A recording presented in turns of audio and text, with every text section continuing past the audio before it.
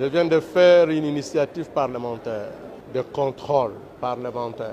Je viens d'adresser une question écrite à 3 membres du gouvernement, à savoir Madame la ministre d'État, ministre de portefeuille, Madame la ministre des Mines et Monsieur le ministre des Finances de la République démocratique du Congo au sujet de la signature par les 3 membres du gouvernement d'un accord de joint venture avec la société Primera.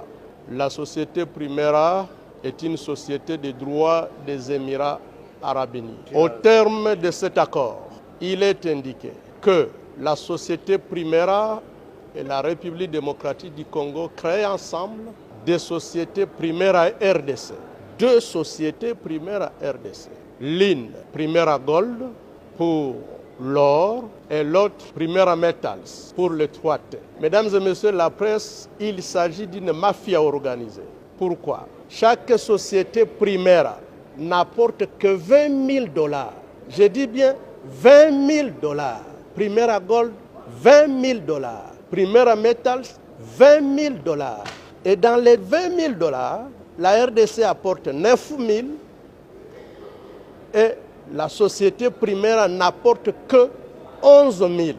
Mais à cause des 11 000 $, les 3 membres du gouvernement accordent un monopole pendant 25 ans pour l'or, pour le coltan, pour la cassiterie, pour le cobalt, bref, 3T pendant 25 ans pour toutes les provinces du Nord Kivu, du Sud Kivu et du Maniema. Mesdames et messieurs, c'est inadmissible.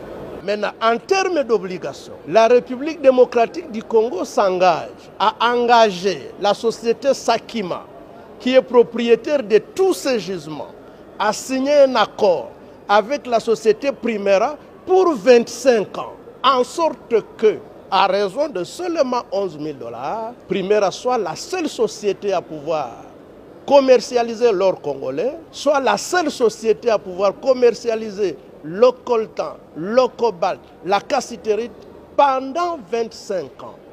Et ce n'est pas fini. On accorde à la société Primera un régime fiscal privilégié, plusieurs exonérations inédites, et là où elle doit payer au taux de réduction scandaleuse. Rien que pour le coltan, les sociétés congolaises et entités de traitement congolaises payent 12% de la valeur de chaque marchandise, du moins de la cargaison des minéraux, à l'exportation. Là où les sociétés congolaises payent 12%, Primera ne payera que 3,5%.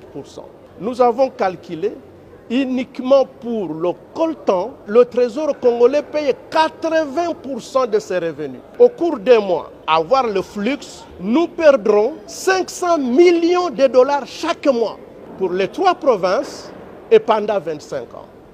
Nous avons donc dit que c'était inadmissible. Nous avons posé la question aux membres du gouvernement concerné parce que, comme vous le savez, le régime conventionnel a été abrogé par le nouveau code minier. Aujourd'hui, nous sommes sous le régime légal et toutes les sociétés sont traitées de la même manière. Le président de la République dit, et avec raison, vouloir créer des millionnaires congolais. Ce n'est pas en accordant un monopole immérité à une société étrangère que nous allons créer des millionnaires congolais. Ce n'est pas en accordant des exonérations illégales à un étranger que nous créons des millionnaires congolais. Et enfin, ce qui paraît scandaleux, en ce qui concerne le règlement du contentieux, les 3 membres du gouvernement ont renoncé au privilège de la souveraineté de la République démocratique du Congo. Je n'invente pas, le contrat est là gelé. Vous allez même le publier.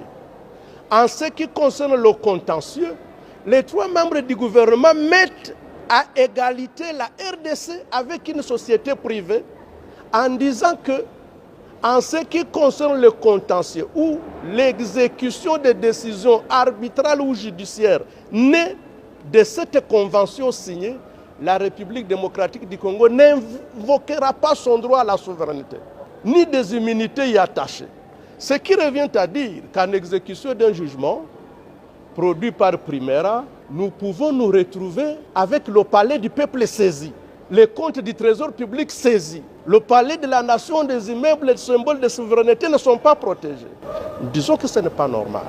Ensuite, comme vous le savez, la société Sakima, à laquelle les 3 membres du gouvernement enjoignent de signer des contrats de jointe venture avec la société Primera, cette société a déjà signé des contrats de même nature avec des sociétés de droit congolais, lesquelles sociétés ne sont pas disposées à renoncer à leurs droits.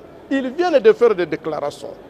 Il s'agit de la société Amir SARL, CDMC SARL, Stone Mining Company SARL,